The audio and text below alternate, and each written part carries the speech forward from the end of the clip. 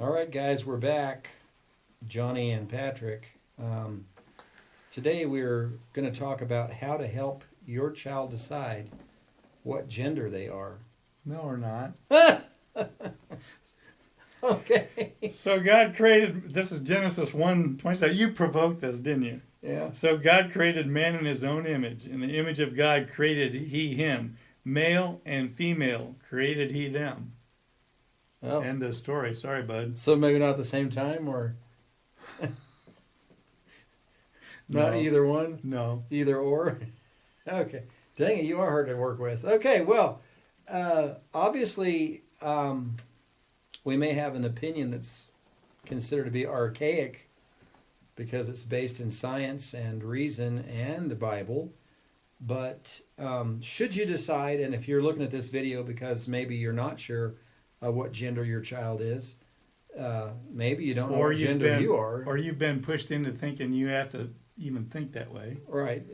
If you, presumably, if you think there's an option beyond external genitalia, then you probably have been under the sway of some really weird thinking. But I don't know, some kind of sadistic, seducing spirit or something. Right. Well, you mentioned science, and science is stuff you can measure. You can look at in a microscope. You can measure with measuring tools, even down to electron measurements.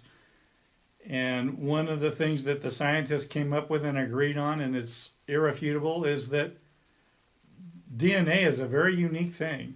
Human DNA is a unique thing. Male DNA is a unique thing. Female DNA is unique.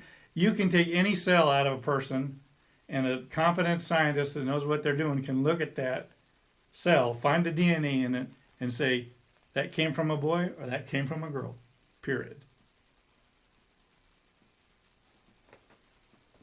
Well, I agree 100%. I think the Bible agrees 100%. Right now, I think what's going on culturally is a great seduction of the souls, minds, intellects of people by none less than old Slewfoot himself, the devil, to try to persuade people that there is an option beyond external genitalia, which is tied to a lot of internal X and or Y chromosomes, by the way. That's how those things got there, interestingly enough, if you got any scientific skills at all. But we got to figure out, well, I didn't have to figure it out for myself or for my children. Got a suspicion Patrick didn't either. It's pretty obvious, actually.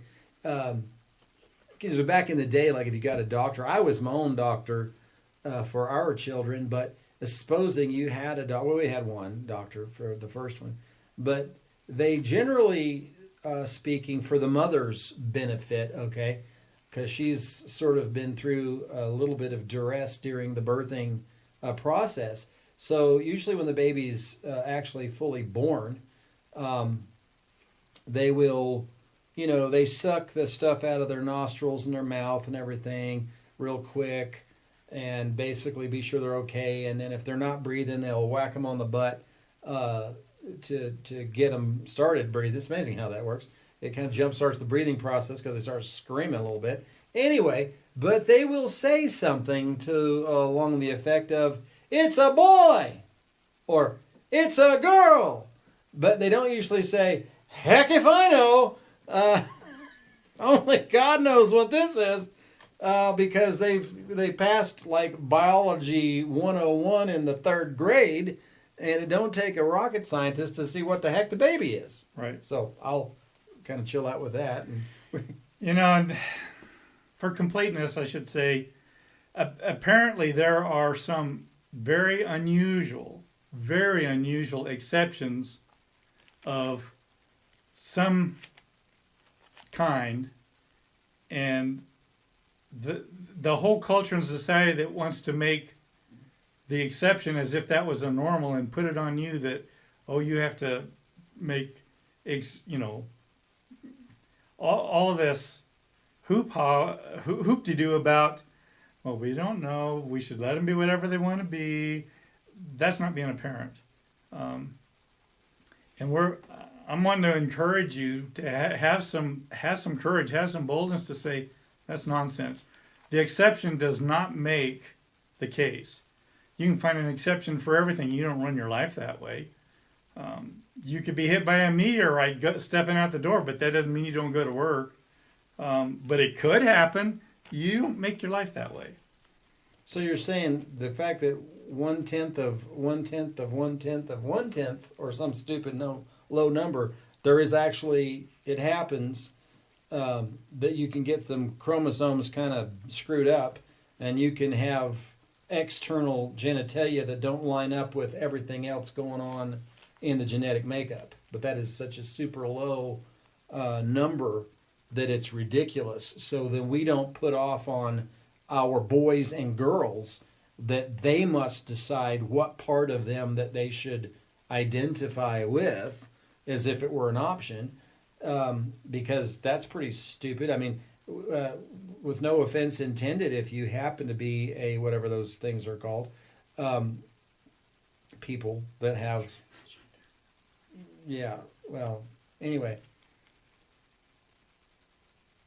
those people are wonderful people too, but that's not what you hope your child comes out like. You're not sort of hoping and praying, oh, I hope I have a perfectly healthy child that's transgender because they have male genitalia over here, but they got female genitalia over there, or whatever it is if you don't have genitalia on the other end. So you don't go there. I mean, nobody would go there. I mean, it's the exception to anything you would ever want for them. So we don't want all of our kids to suffer through being gender confused because they have two different external, whatever they are. So I don't want to get into it, but you know what I'm talking about. You don't want that. So that's obviously not what we aim towards.